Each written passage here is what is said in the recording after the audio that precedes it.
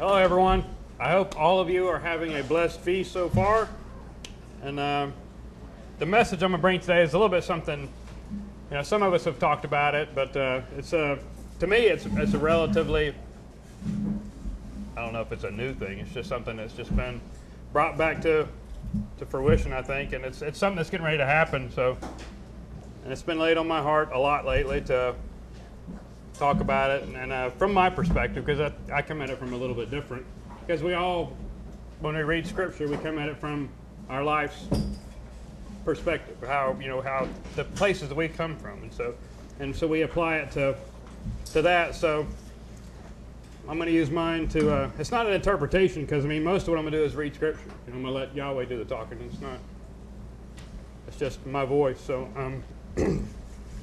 With that, when I was preparing this message, I was trying to figure, I knew what I wanted to talk about, but the angle I wanted to approach it I had issues with for a little bit, but now I think we're good, and we're going to, because you hear people talk about this, and they don't know who, when people do give messages or talk about this, they don't really know who the actual players are. They're putting people in places they don't belong, and so we're going to fix some of that part. And with that, I got a question for y'all. How many people in this room consider yourselves to be Israel? Raise your hand. Everybody. So you all consider yourselves to be Israel, the children of Israel. All right, good. Because this pertains to you, all of this. And as we go through this, as we progress through this study, the only part of this that has happened so far is that we are awakening. That Israel is waking up. And that is a very important part of this whole thing. Because without that, this doesn't happen. So, Israel is waking up, and Yahweh is getting ready to bring his people home. And we will establish where that is as we go through this message. I will let him tell you where that is. And I used to believe for a long time that the United States was the promise. Because, we have had, this is a blessed country. And we've done great and mighty things in the name of Yahweh throughout the world. This nation has. And I believe it's just where the tribe settled. I think it's a safe place he found to keep the tribe until he was ready to progress further. But I'm coming to the realization that there is a special place that Yahweh has for his people. And it's near to him. And where will that be? We'll get into that as we go further. But I want to start at the beginning. We're going to start with Abraham and the promise that Yahweh made to him. And it's Genesis 13, 15 through 17. That's where we'll start. Genesis 13. And it's going to be 15 through 17.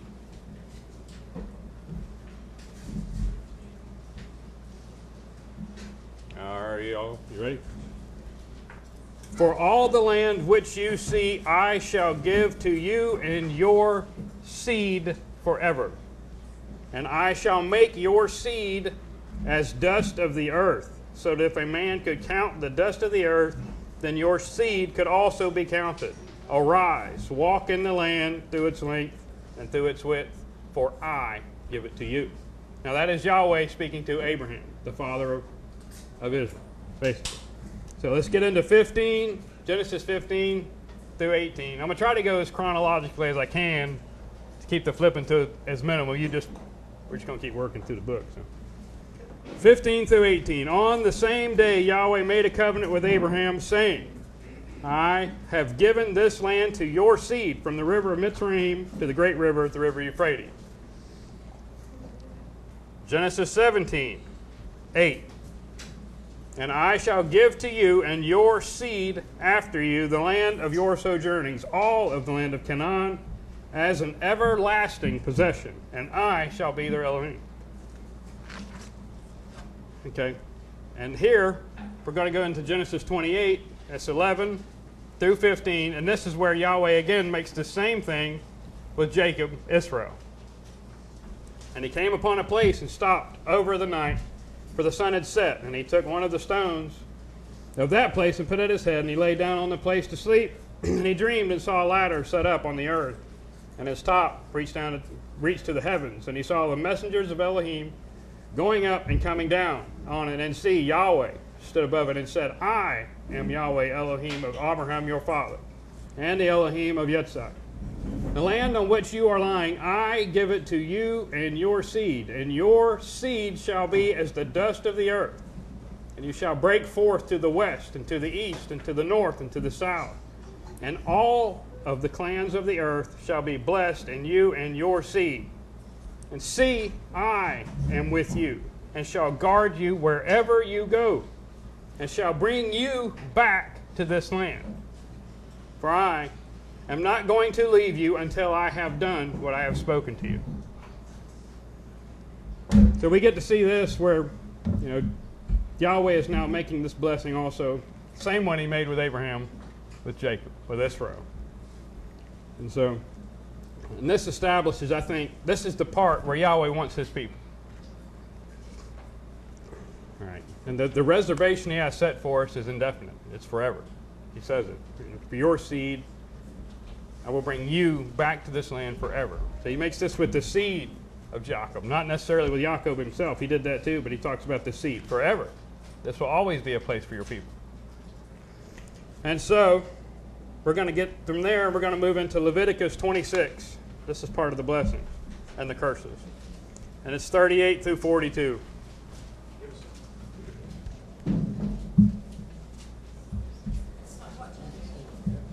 It is Leviticus 26, 38 through 42.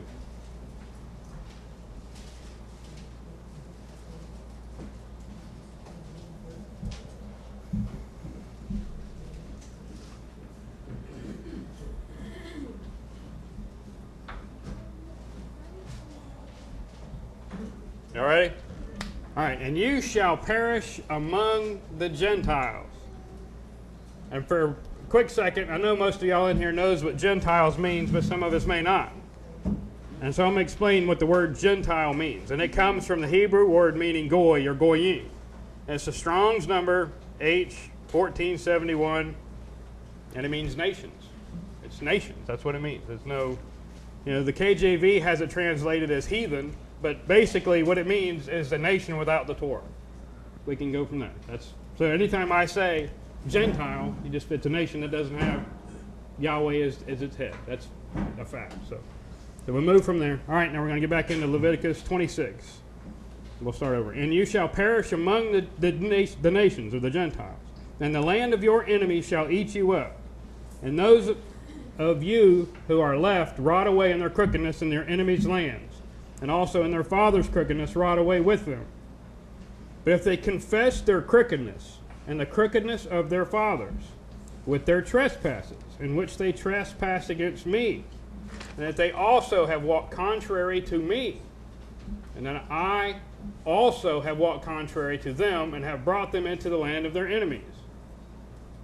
If their uncircumcised heart is then humbled, and they accept the punishment of their crookedness, then I shall remember my covenant with Jacob, and also my covenant with Yitzhak, and also my covenant with Abraham, and remember the land.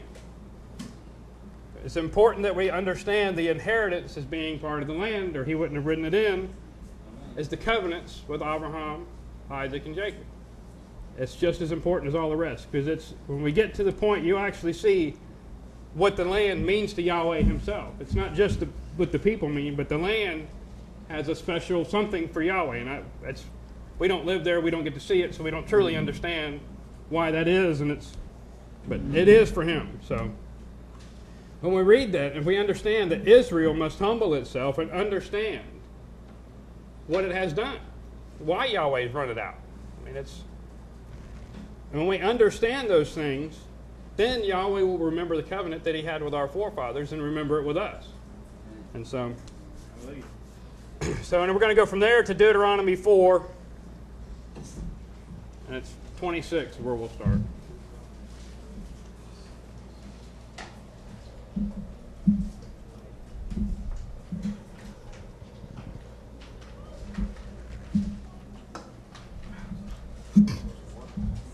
Yeah, please. Thank you.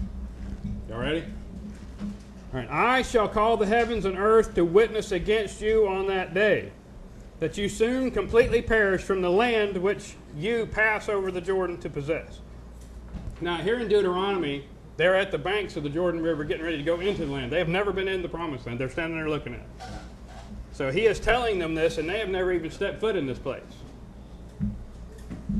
I shall call the heavens and the earth to witness against you on that day, that you soon completely perish from the land which you are passed over the Jordan to possess. You do not prolong your days in it, but are completely destroyed. And Yahweh shall scatter you among the peoples, and you shall be left few in number among the Gentiles where Yahweh drives you, so among the nations. And there you shall serve mighty ones, the work of men's hands, wood, stone, which neither see nor hear nor smell. But from there you shall seek Yahweh your Elohim, and shall find, when you search for him with all of your heart and with all of your being, that we can still find him, even now here. In your distress, when all these words shall come upon you in the latter days, then you shall return to Yahweh. It's not in the great days. It's the distress. When the distress comes upon you, everybody starts looking for Yahweh. All right. For Yahweh your Elohim is a compassionate El. He does not forsake you, nor destroy you, nor forget the covenant of your fathers, which he swore to them. So that the covenant, although we have broken it, Yahweh still holds it, and will hold it forever. That's what he says. This is a reoccurring theme in this, when Israel awakens and realizes what it has done and repents, is when the awesomeness starts. That's when Yahweh really starts to lay his hand upon this whole thing. All right, as we continue here in Deuteronomy, we get to one of the first things that tells me the promised land is special for the people, and it's Deuteronomy 11:10.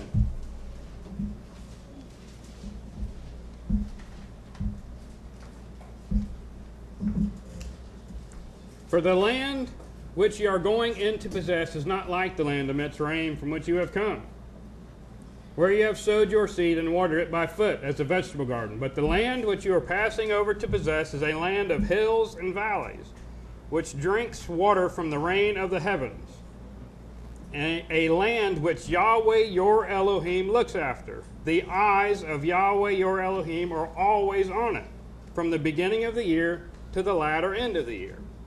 So what does he say right there? What makes this place special? I don't know, but what does he do to this place? He always watches it. Always. That's his. That's where he wants his people. It's where he's always watching. So, and it shall be that if you diligently obey my commands, which I command you today, to love Yahweh your Elohim, to serve him with all of your heart and with all of your being, then I shall give you the rain in your land when it seasons, in the early rain and the latter rain. And you shall gather in your grain, your new wine, and your oil. And I shall give grass in your fields to your livestock, and you shall eat and be satisfied. And his eyes are always on it, even today. He is waiting for the sin of the inhabitants of that land to reach full measure. Just as he did with the Amorites, just as he has done countless times with people in that land that do not belong there. So we're getting ready. It's getting close. So let's go to Deuteronomy 30. Verse 1. He does little things in there.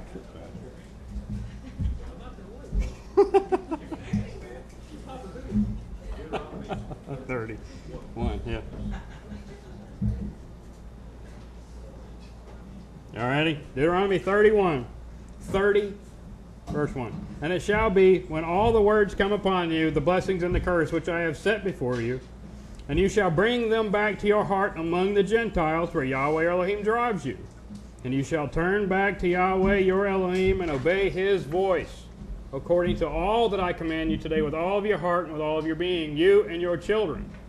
Then Yahweh your Elohim shall turn back your captivity and shall have compassion upon you. And he shall turn back and gather you from among the peoples where Yahweh your Elohim has scattered you. If any of you are driven out to the farthest points under the heavens, from there Yahweh your Elohim does gather you, and from there he does take you. And Yahweh your Elohim shall bring you back to the land which your fathers possessed, and you shall possess it. And he shall do good to you, and increase you more than your fathers, And Yahweh your Elohim shall circumcise your heart and the heart of your seed to love Yahweh your Elohim with all of your heart and with all of your being, so that you might live. And Yahweh your Elohim shall put all these curses on your enemies and on those who hate you and who persecute you. And you shall turn back and obey the voice of Yahweh and do all his commands which I command you today. And Yahweh your Elohim shall make you have excess in all the works of your hand, and the fruit of your body, and the fruit of your livestock, and the fruit of your ground is good. For Yahweh turns back to rejoice over you, for good as he rejoiced over your fathers. If you obey the voice of Yahweh your Elohim to guard his commands and his laws which are written in the book of the Torah, if you turn back to Yahweh your Elohim with all of your heart and with all of your being. You have to commit. Commit to this. This is Deuteronomy. They hadn't even gotten into the land yet, and he's telling them this, and they're standing there going, getting ready. They're looking at it going, well, we're getting ready to go in there. He's telling them already, you will fall, and you will spread. But if they didn't spread, he wouldn't fulfill this promise to Abraham, where your seed will be scattered to the wind. And to Israel, he told them, you're north, south, east, and west. You'll be scattered to the ends of the earth. So by driving Israel out of the land the first time, he fulfilled his covenant with Abraham and Jacob. But as we get further in here, he's got a plan to bring everybody home. So from here, we'll transition out of the Torah into the prophets, and we'll see, from what Yahweh says he will do to what he did with the prophets. And so we'll start in Jeremiah 15, 19.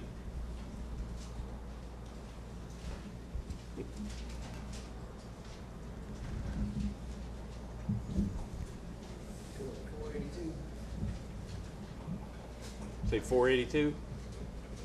15, 19. Yep. Y'all ready? Therefore, thus said Yahweh, if you turn back, then I shall bring you back. Before me you shall stand, and if you take out the precious from the worthless, you shall become as my mouth. That's interesting, isn't it? Interesting. Let them return to you, but you do not return to them. And I shall make you to be this people as strong as a bronze wall, and they shall fight against you, but not overcome you, for I am with you to save you and deliver you. Declares Yahweh, and I shall deliver you from the hand of evildoers, and I shall ransom you from the grip of the ruthless. Jeremiah 23, 3 through 8. The next one. What page is it? Somebody. How many? 490? 490.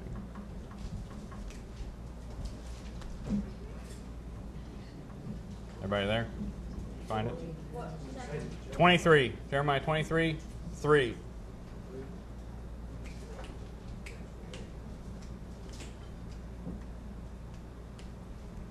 Everybody there? All right.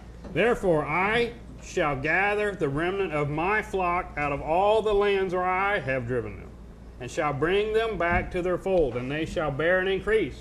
And I shall raise up shepherds over them, and they shall feed them. And they shall fear no more, nor be discouraged, nor shall they be lacking, declares Yahweh. See, the days are coming, declares Yahweh, when I shall raise for David a branch of righteousness. A sovereign shall reign and act wisely, and shall do right ruling and righteousness in the earth. In his days Jehudah shall be saved, and Israel will dwell safely. Are we there? Are we there yet? Anybody? Nope. Not yet. Gotta find where I live.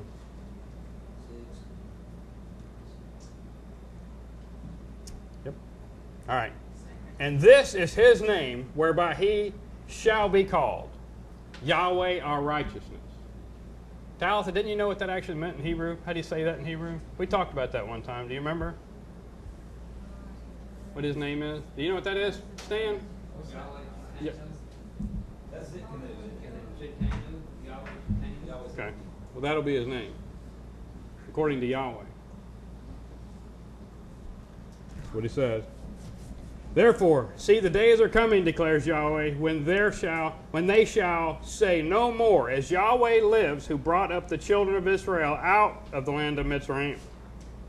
But, as Yahweh lives, who brought up and led the seed of the house of Israel out of the land of the north, and from the lands where I have driven them, and they shall dwell on their own soil. Where is their own soil? Have we established that? To Israel.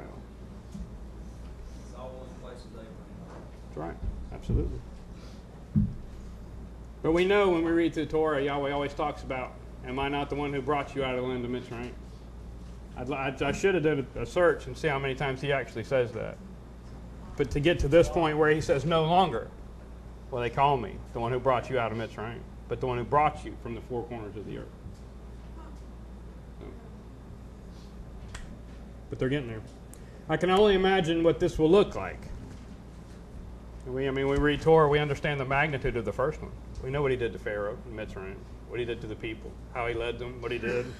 But those things will pale in comparison to what he's going to do the next time, according to him. And this is it.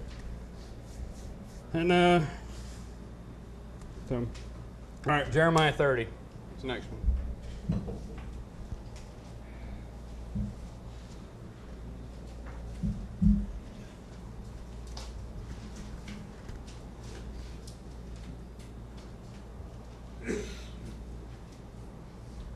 All right. For look, the days are coming, declares Yahweh, when I shall turn. One. That's not one? No, that's three. Three? My bad. Three. I don't know what happened to 1 and 2. I just got Jeremiah 30 in my notes. Well, we can read them for you. There you go. All right. 3. Jeremiah 23.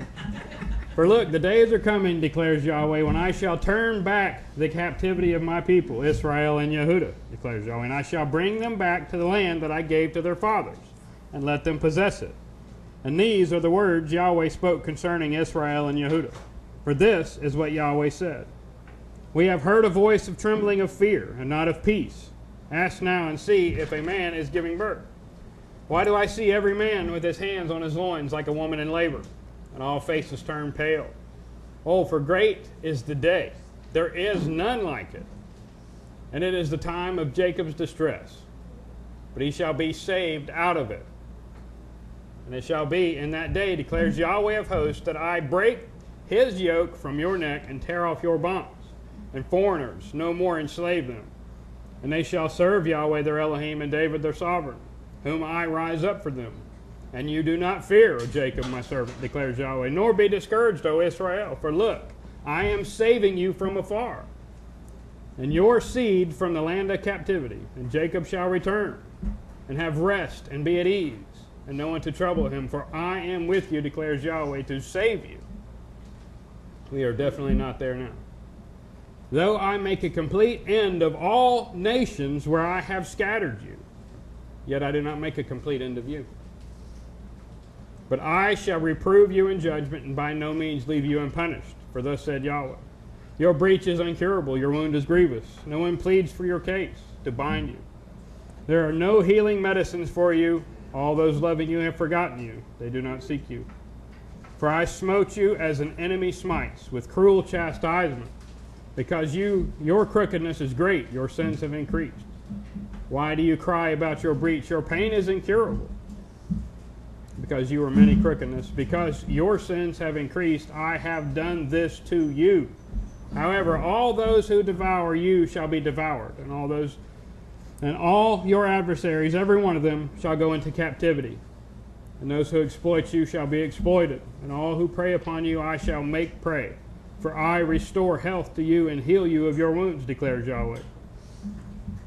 For they have called you an outcast, saying, this is Zion, no one is seeking her. Thus said Yahweh, see, I turn back the captivity of Jacob's tent, and have compassion on his dwelling places. And the city shall be built upon its own mount, and the palace stands on the right place. And out of them shall arise thanksgiving, and the voice of those who are laughing. And I shall increase them, and they shall not diminish. I shall esteem them, and they shall not be small. and his children shall be as before, and his congregation shall be established before me. And I shall punish all who oppress them. And his prince shall be from him. I thought that was interesting. And his ruler shall come from among him. So he's going to call somebody from among us to lead us out of this. It's not going to be, somebody's not going to come smoking out of the sky, standing there and says, he's going to appoint somebody from among us. David, Moshe, all these people were saviors. Yep. And I shall bring him near, and he shall approach me. For who is it who pledged his heart to approach me? Declares Yahweh. And you shall be my people, and I shall be your Elohim. See, the storm of Yahweh shall go forth in a rage, a whirling storm. It bursts upon the head of the wrong. The burning displeasure of Yahweh shall not turn back until he has done and established the purpose of his heart. In the latter days you shall understand it. It's interesting how many of the scriptures end with, in the latter days you will understand it. It's fascinating. All right, next one is Jeremiah 31, 8.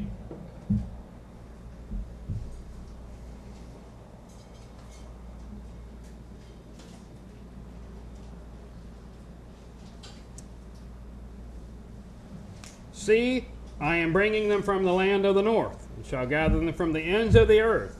Among them the blind and the lame, those with children and those in labor together. A great assembly returning here. With weeping they shall come, and with their prayers I bring them. I shall make them walk by rivers of water in a straight way, in which they do not stumble. For I shall be a father to Israel and Ephraim. He is my firstborn. Hear the words. Hear the word of Yahweh, O nations, O Gentiles, and declare it in the isles afar off, and say, He who scattered Israel gathers him, and shall guard him as a shepherd guards his flock. For Yahweh shall ransom Jacob and redeem him from the hand of one stronger than he. Which is interesting when you look at it from today's perspective. All right, next one we're going to get into is Jeremiah 32.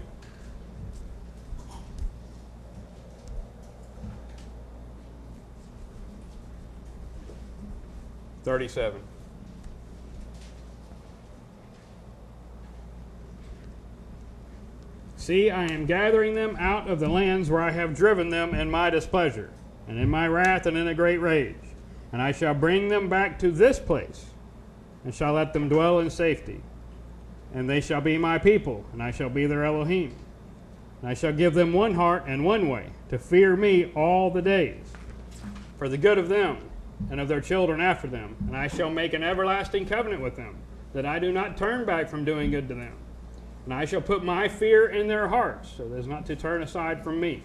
And I shall rejoice over them to do good to them, and shall plant them in this land in truth, with all my heart and with all my being. That's the promise from Yahweh. All his heart. All his heart. To the land that he wants us to go to. That's where we're at. We're getting close to that, I do feel so. All right, for thus said Yahweh, as I have brought all this great evil on these people, so I am bringing on them all the good that I am speaking to them. And the fields shall be bought in this land which you are saying, it is a wasteland, without man or beast. It has given into the hands of the Chaldeans. I don't know how many of you have been over there. Anybody been over there? To that land? Yeah. You've been close. I've been close. Yeah, I've been over there. Yeah, he's dead on with this one. It is a wasteland. It's got men and beasts running around over there, but when you look at it, I still struggle with, you stand there looking on it and going, I can't see I don't see the promise in the, but yeah, that's cursed. When you understand what it is, it's a cursed land. And until the inhabitants that belong there are there, it will continue to be a cursed land. Jeremiah 33 is the next one. 7.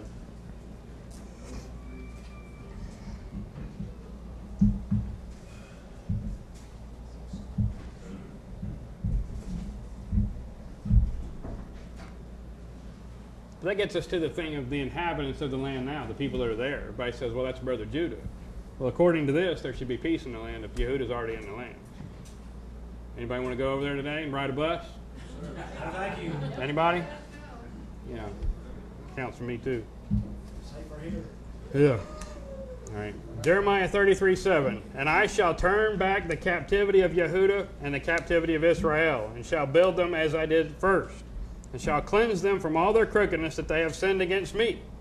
And I shall pardon all their crookedness that they have sinned, and by which they have transgressed against me. And it shall be to me a name of joy, a praise, and a pride before all nations of the earth, who hear all the good I am doing to them. And they shall fear and tremble for the goodness and all the peace I am doing to it. How good does something have to be where it makes someone else scared of it? Can you imagine what that must look like? In my mind's eye, I see it a certain way, but it may not be the way it is. I don't know. But it's interesting. All right, now we're going to switch over and get into Isaiah because he's real big on this too. So that's the interesting thing is every prophet in Scripture says the same thing. They say the exact same thing. It's a little bit different, but 11:11.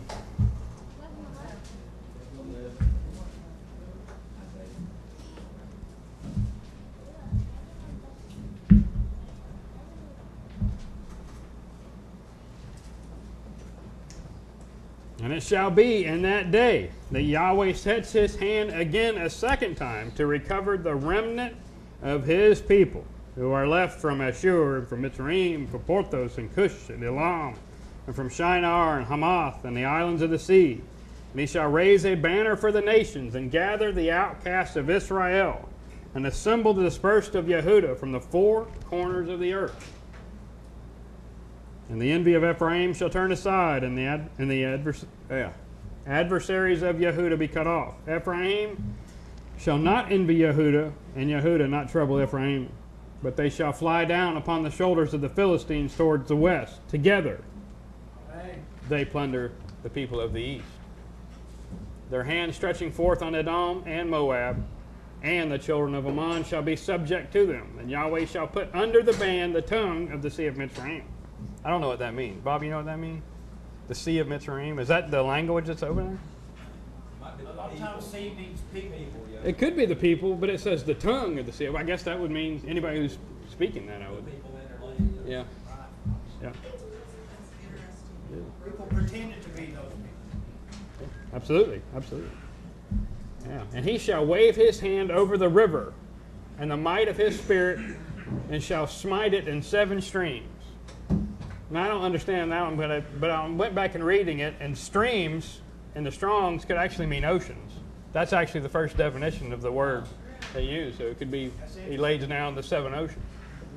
And it goes right after that, he says, and shall cause men to tread on it with sandals. So he's going to dry something up so you can walk across it in sandals. And there shall be a highway for the remnant of his people, those left from Ashur. And it is for Israel in the day when he comes from the land of Mitzrayim. So we start to see how Yahweh is going to start bringing people out into the land. The great rivers and the seas made dry. It's interesting. Everybody keeps wondering, what's it going to look like? Is it going to, like he did with the Red Sea, or is it going to be just everything everywhere? All of a sudden, it just, wow. But I don't know. Pretty cool. I don't know. I've never seen that. I can't even imagine. So it's Isaiah 43 is what we're going into next. Verse 1.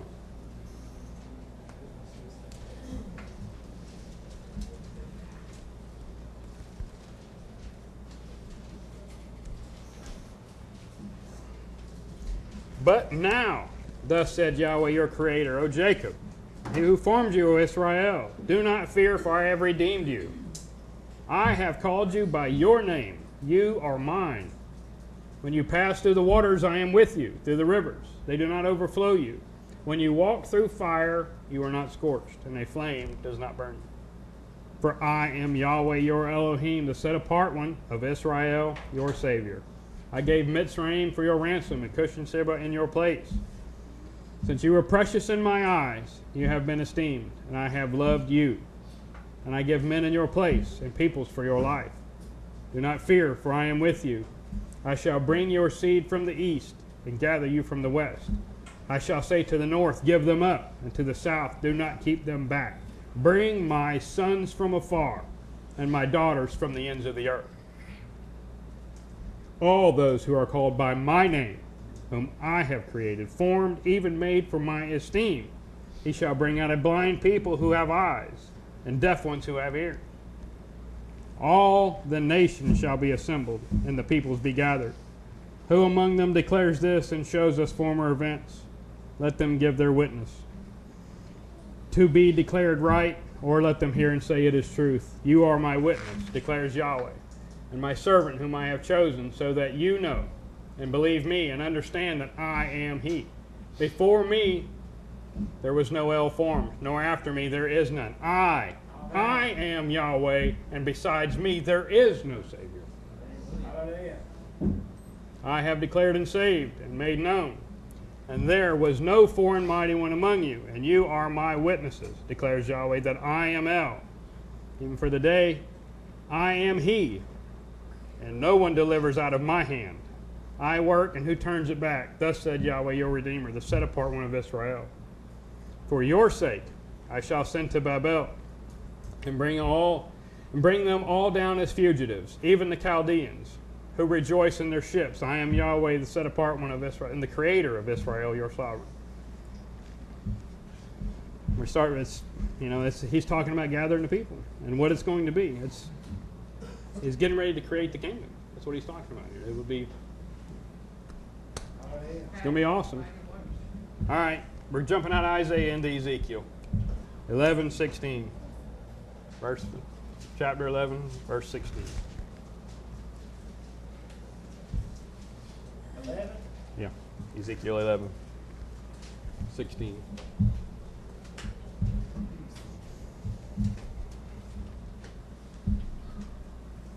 You ready?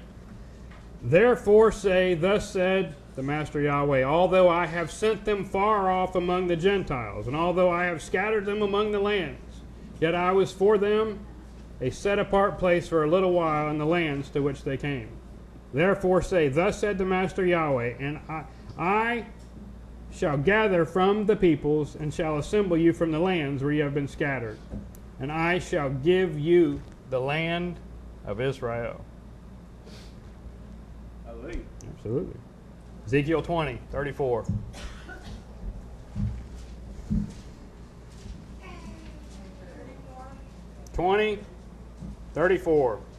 Ezekiel 20:34.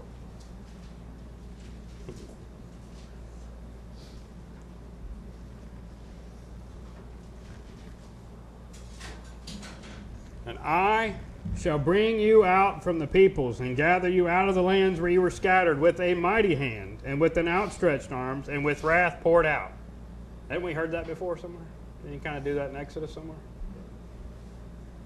And I shall bring you into the wilderness of the peoples, and shall enter into judgment with you face to face there. Did we not hear that before anywhere in Exodus? Exactly the same. As I entered into judgment with your fathers in the wilderness of the land of Mitzrayim, so I shall enter into judgment with you. It's going to be like a horrible case of deja vu. You'll be like, wow, I read this before somewhere. Declares the Master Yahweh, and I shall make you pass under the rod.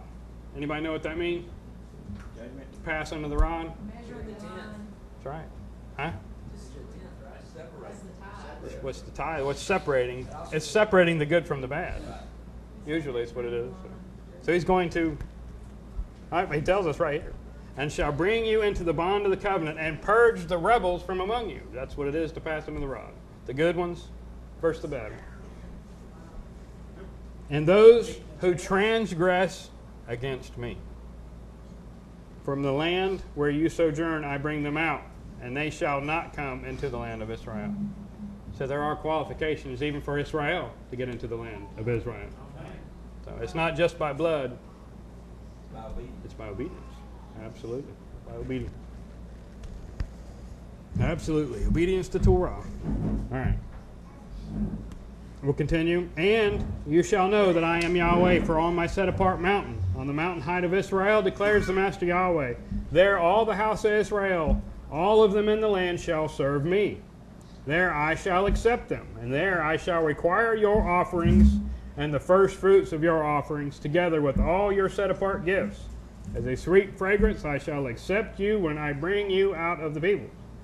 And I shall gather you out of the lands where you have been scattered, and I shall be set apart in you. That's interesting. Before the nations. And you shall know that I am Yahweh when I bring you into the land of Israel, into the land for which I lifted my hand in an oath to give to your fathers. And there you shall remember your ways and all your deeds which you were defiled. And you shall loathe yourselves in your own sight because of all the evils that you did. And you shall know that I am Yahweh when I have dealt with you for my name's sake, not according to your evil ways, nor according to your corrupt deeds, O house of Israel, declares the Master Yahweh. It's pretty powerful stuff from Ezekiel. All right, we're getting into 36:24. 36:24, Ezekiel.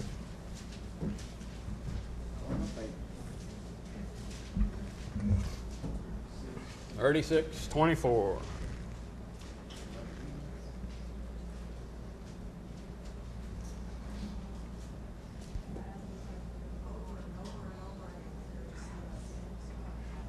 Every one of the prophets says the exact same stuff. All right, 36:24. And I shall take you from among the nations, and I shall gather you out of all the lands, and I shall bring you to your own land. This is the third prophet, not counting the Torah, that's saying this exact same thing. And I shall sprinkle clean water on you, and you shall be clean. From all your filthiness and from all your idols I do cleanse you. And I shall give you a new heart and put a new spirit within you. And I shall take the heart of stone out of your flesh, and I shall give you a heart of flesh and put my spirit within you. And I shall cause you to walk in my laws and guard my right rulings, and you shall do them. And you shall dwell in the land that I gave to your fathers, and you shall be my people, and I shall be your Elohim. He keeps telling us that. That makes you wonder, are we his people now? Do we qualify? Just something to ponder. Something to ponder. All right, Ezekiel 37:21.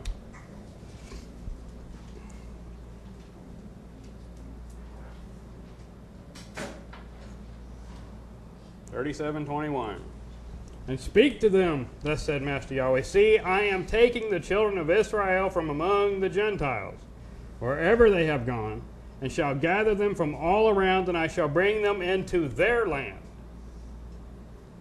And I shall make them one nation in the land on the mountain of Israel, and one sovereign shall be sovereign over them all. And let them no longer be two nations, and let them no longer be divided into two reigns. And they shall no longer defile themselves with idols, nor the disgusting matters, nor with any transgression. And I shall save them from all the dwelling places in which they have sinned, and shall cleanse them.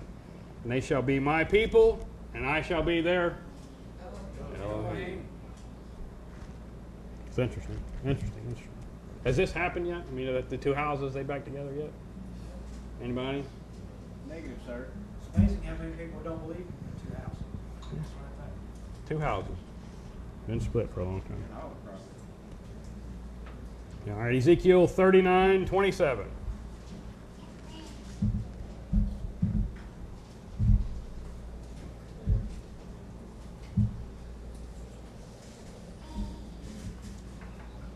What chapter? 39:27.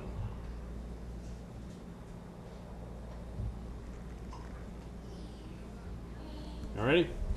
When I have brought them back from the peoples and gathered them out of the lands of their enemies, and I shall be set apart in them before the eyes of the nations. That's interesting.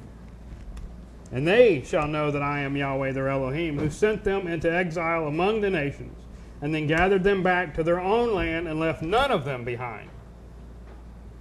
None of them. And no longer do I hide my face from them, for I shall have poured out my spirit on the house of Israel, declares the Master Yahweh. Hallelujah. That's another one. I wonder to this day, does he hide his face from us? Because he says he does.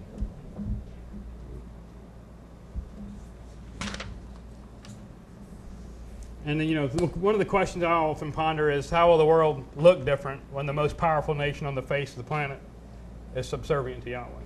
What will that look like? Probably pretty awesome. Yeah, pretty awesome. Yeah, all right, let's look at Micah 2:12.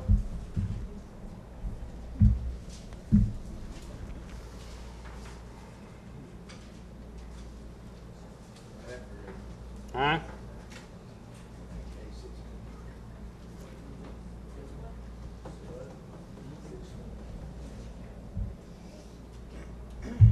You ready? And I shall certainly gather all of you, O Jacob. I shall bring together the remnant of Israel. Put them together like sheep of the fold, like flock in the midst of the pasture, they being noisy because of men. The breach maker shall go up before them. They shall break out and pass through the gate and go out by it, and the sovereign pass before them with Yahweh at their head. That's interesting. Just a short little thing that Micah's got in there. It's interesting because it's Yahweh's at the head of this. This is not, there's not a banner of some dude out there, not even a David. It's Yahweh's in front of this thing. It's interesting. All right, Amos 9:8.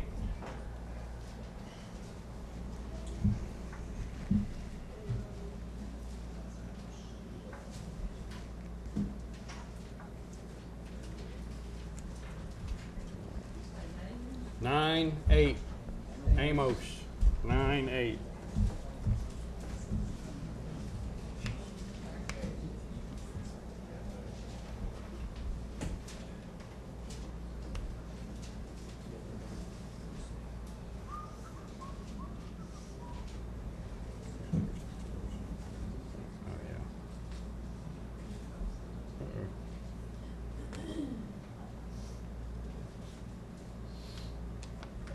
All right? Amos 9:8. Look, the eyes of the Master Yahweh are on a sinful reign, and I shall destroy it from the face of the earth, except that I do not completely destroy the house of Jacob, declares Yahweh. For look, I am commanding, and I shall sift the house of Israel among the nations, as one sifts with a sieve. Yet not a grain falls to the ground. All the sinners of my people are going to die by the sword.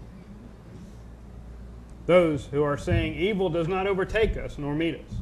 In that day I shall rise a booth of David, which has fallen down. And I shall repair its breaches and raise up its ruins. And I shall build it as in the days of old, so that they possess the remnant of Edom and all the nations on whom my name is called, declares Yahweh who does this. Look, the days are coming, declares Yahweh, that the plowman shall overtake the reaper, and the treader of grapes, them who sow seed. And the mountains shall drip new wine, and the hills melt. And I shall turn back the captivity of my people, Israel. And they shall build the waste cities and inhabit them. And they shall plant vineyards and drink wine for them, and shall make the gardens and eat the fruit. And I shall plant them on their own soil, and not uproot them any more from their own soil that I have given them, said Yahweh your Elohim. It's interesting. He keeps calling it ours. It's yours. It's yours. You just have to know who you are. But that's the problem with Israel now. It's so scattered, and we're just now coming back to the realization that, wait a minute, we might actually be this that they talk about. So the whole beginning of the book actually does pertain to me. It's been hidden from us. We let religion hide it from us. We let it hide. They've hidden our destiny. They've hidden it from us. And it's up to us to awaken to that and understand what our destiny truly is. But we'll get to that. Zephaniah 3:20. Some of the stuff, the more obscure stuff that everybody flips over to get to something else. You know? The Passover books. The Passover state, fly over. Passover, keep going. 3:20. Zephaniah 3:20.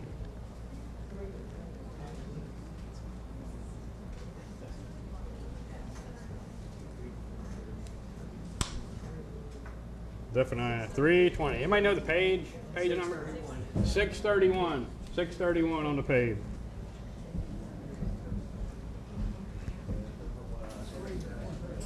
$6.21. $6.21. Try that. See if that gets you close. Chris, you're way behind me. You got a lot of stuff.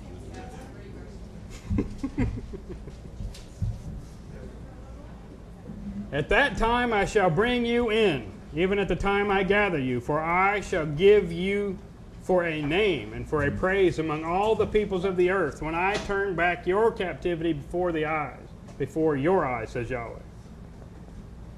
We're starting to get into this thing where part of the deception that we've been taught all our lives is that Israel didn't even know what it was.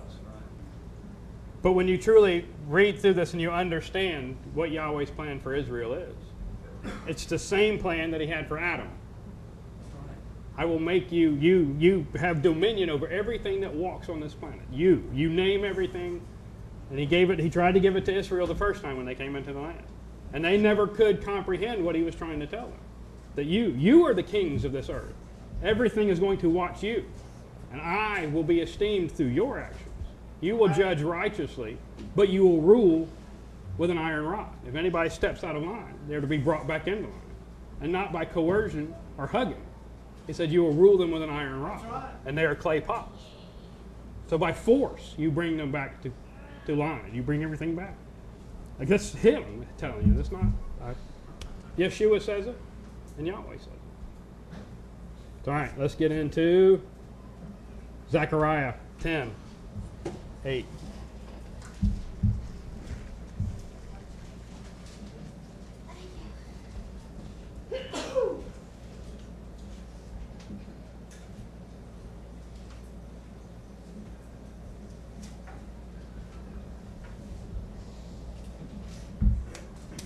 All right, Zechariah 10:8. I shall whistle for them and gather them, for I shall ransom them, and they shall increase as they once increased, though I sow them among the peoples. They shall remember me in places far away, and they shall live together with their children, and they shall return. And I shall bring them back to the land of Mitzrayim, and gather them from Ashur, and bring them into the land of Gilad and Lebanon, until no room is found for them.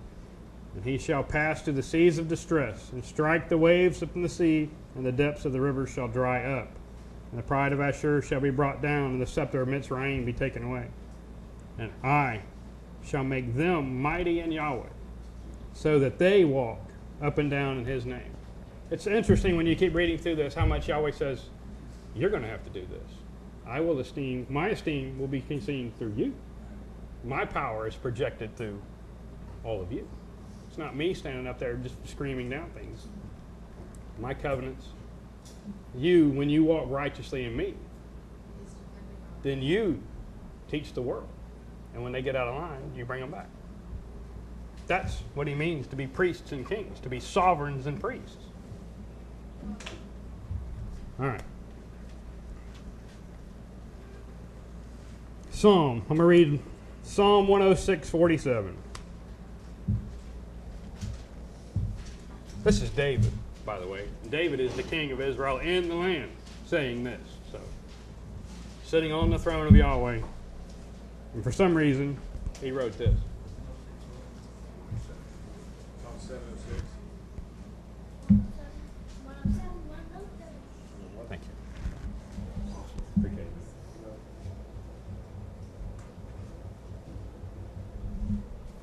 it. 106:47. Save us, O Yahweh our Elohim, and gather us from among the nations, to give thanks to your set-apart name, to exalt you, or to exalt in your praise. That's just interesting. It's just that David, he's there. He's got nowhere else to go. He's the highest. He cannot get any higher. The man, I don't know if he can be esteemed any higher. I mean, Yahweh speaks of him freely. Is a man of great esteem and a great renown. And he comes up with this. It's interesting. All right, Nehemiah 1:7.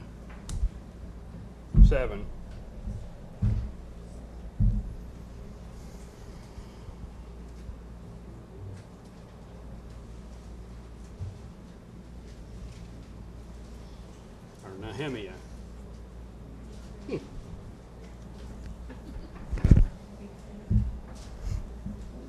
what it is. What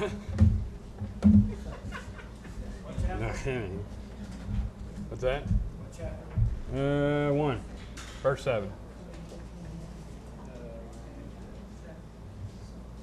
You ready?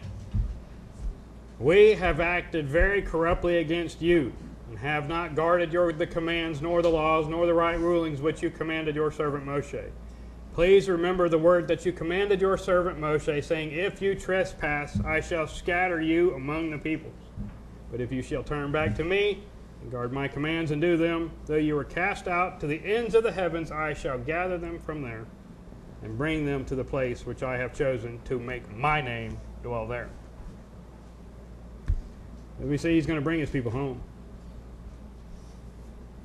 He's going to. We see how he's going to do it. We don't necessarily know. We don't have the. If it starts tomorrow or next week, 20 years from now, we don't. We just understand the process that this is going to us, but this needs to happen. Yep.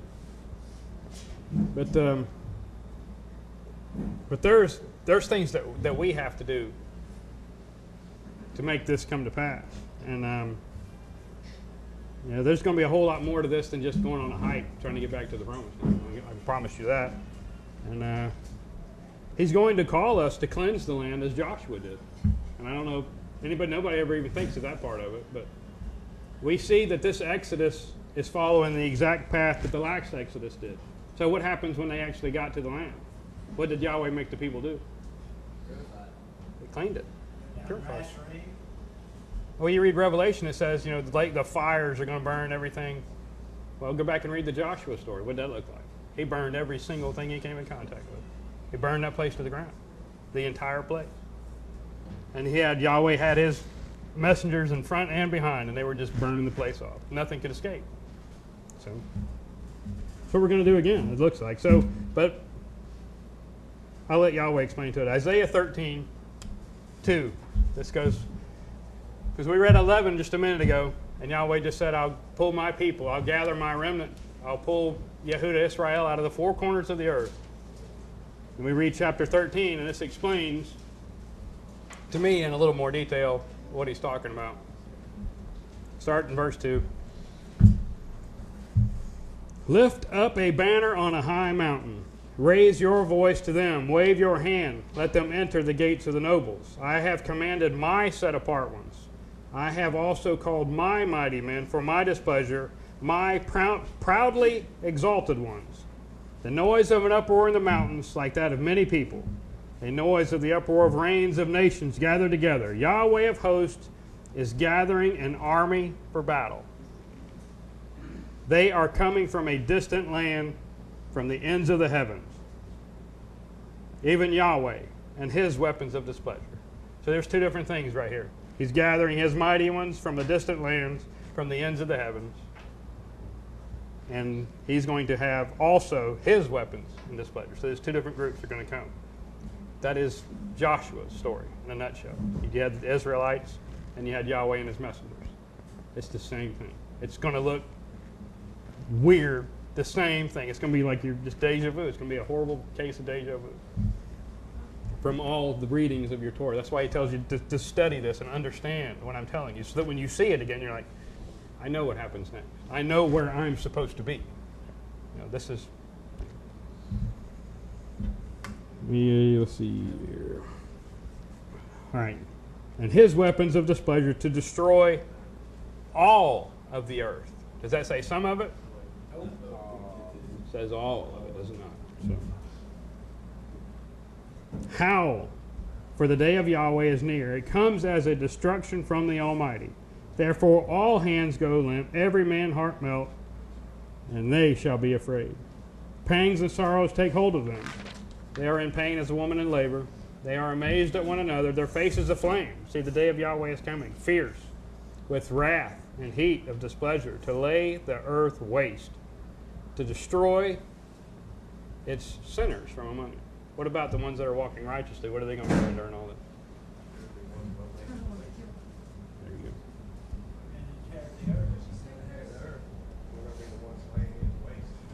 Yep. Absolutely.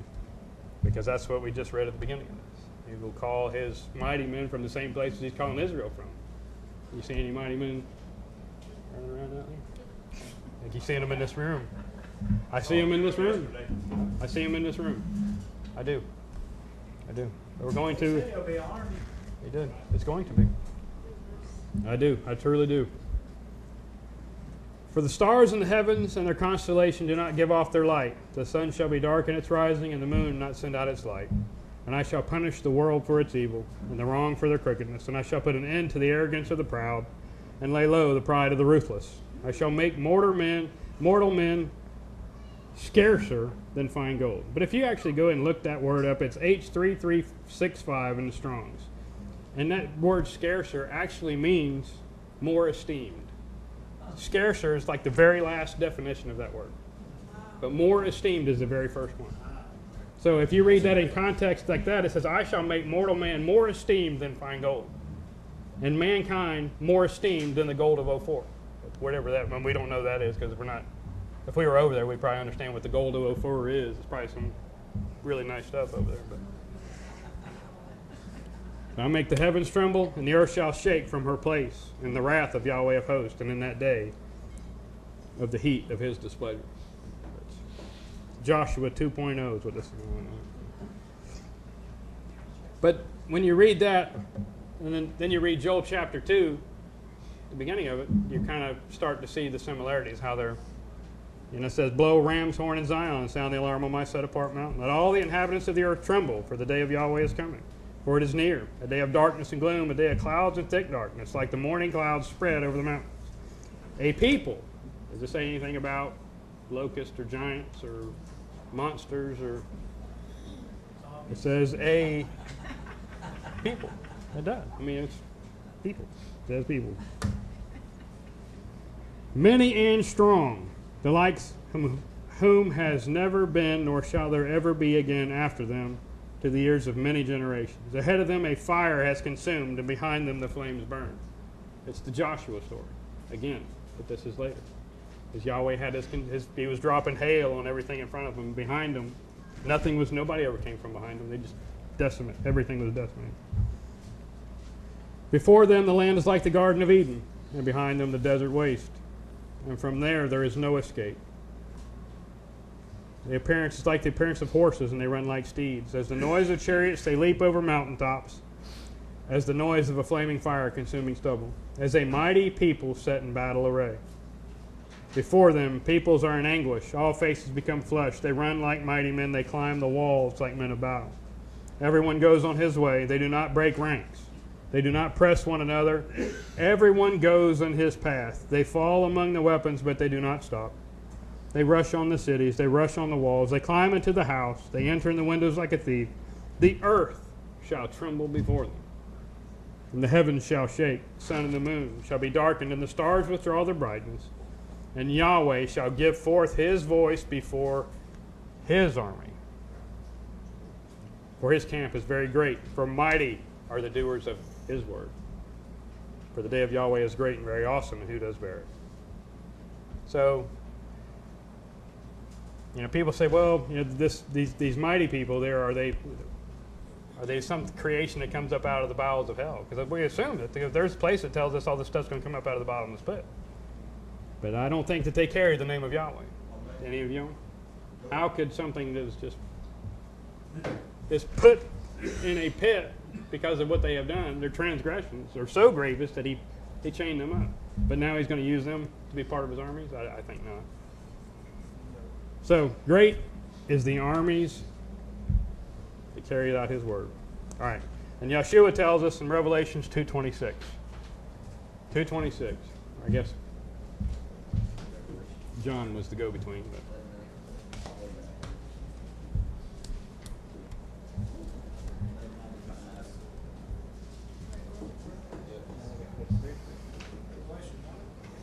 Two 26.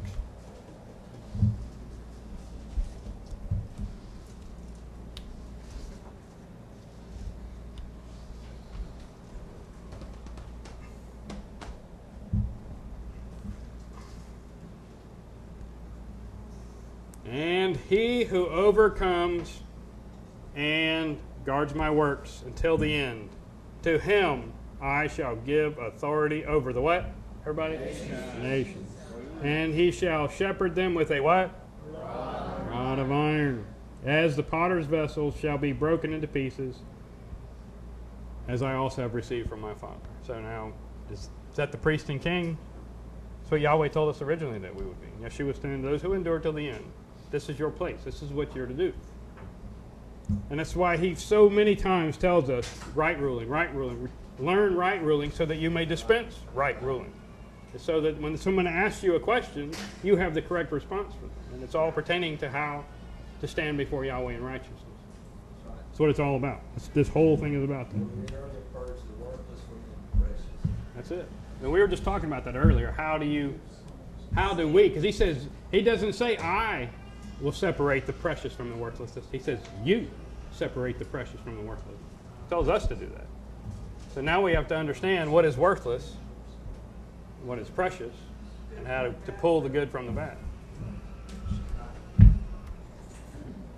All right. Y'all don't have to flip over there, but this is Deuteronomy 15:6. For Yahweh your Elohim shall bless you as he promised you, and you shall lend to many nations, but you shall not borrow.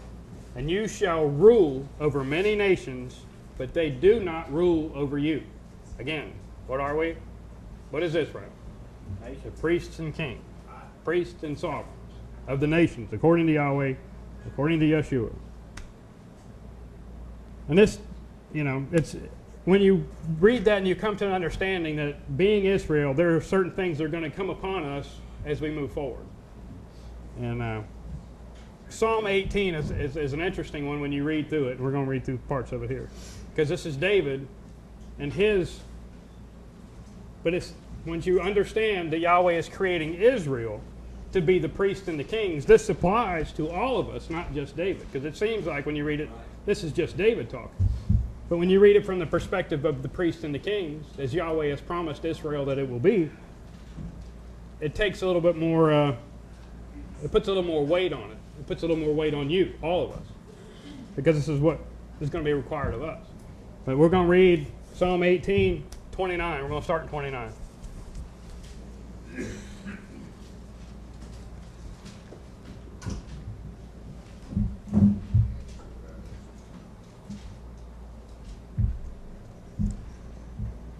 For with you I run against a band, and with my Elohim I leap over a wall. The El, his way is perfect. The word of Yahweh is proven. He is a shield to all who take refuge in him. For who is Eloah besides Yahweh? Who is a rock except our Elohim?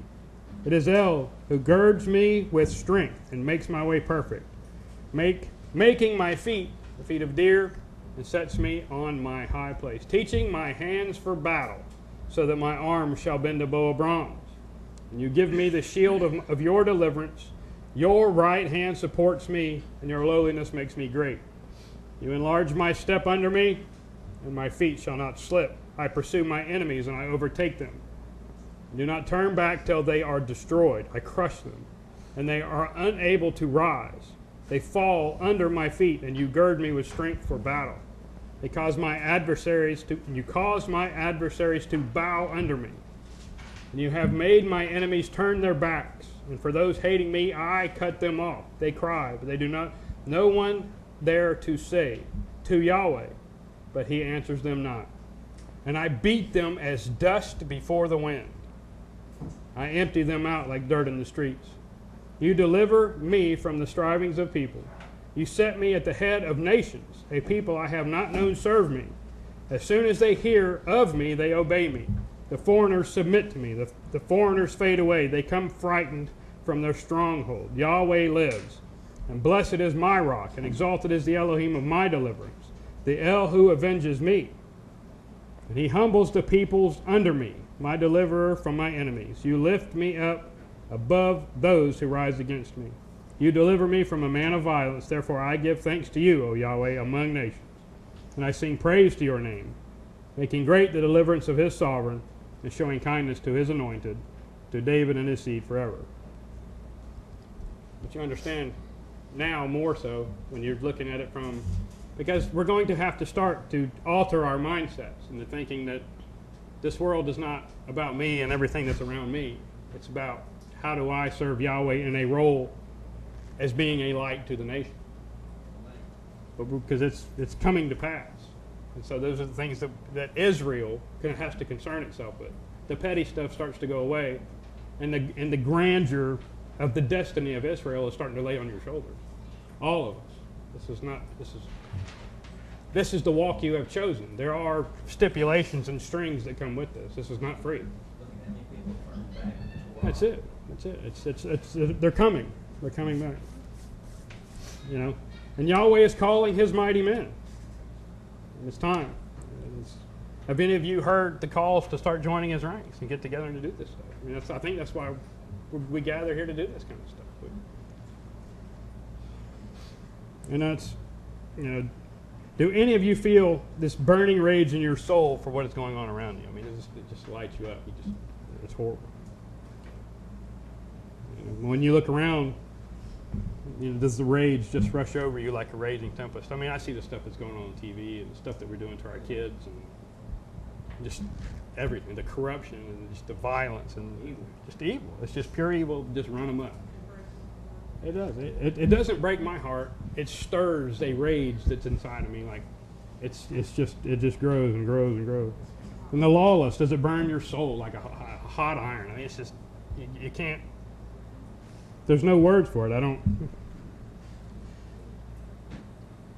The defilement of everything that we hold dear. Everything. Does it make you grit and pray that Yahweh will give you the strength to do what you must do? You know, I understand what David meant in Psalm 119:53 when he says, "Rage has seized me because of the wrong who forsake your Torah."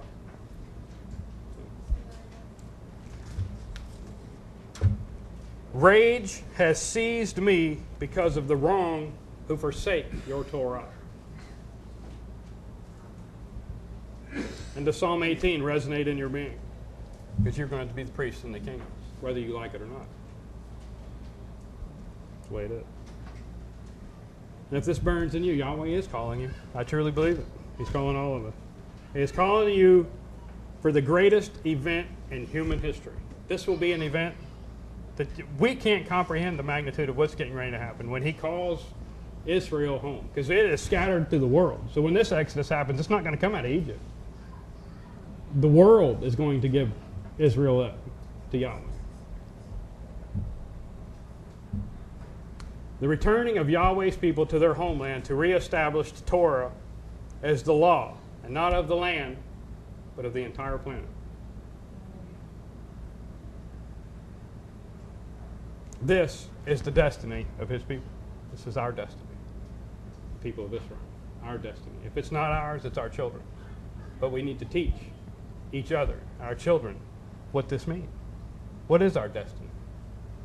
It's to do this. Just to do this.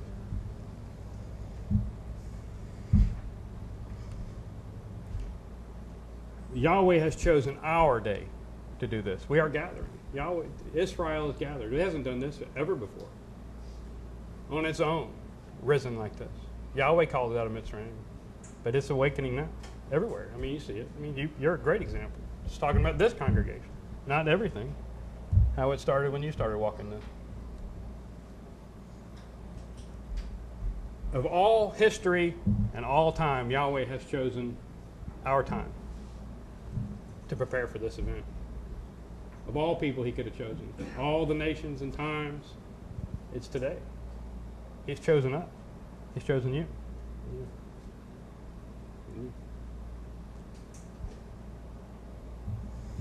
It's not a time for fear. This is a time to prepare yourselves. Prepare yourself. Prepare yourselves to judge righteously. Prepare yourselves to fulfill your destinies. And prepare yourselves for war, because it's coming. So, thank y'all. Have a good one.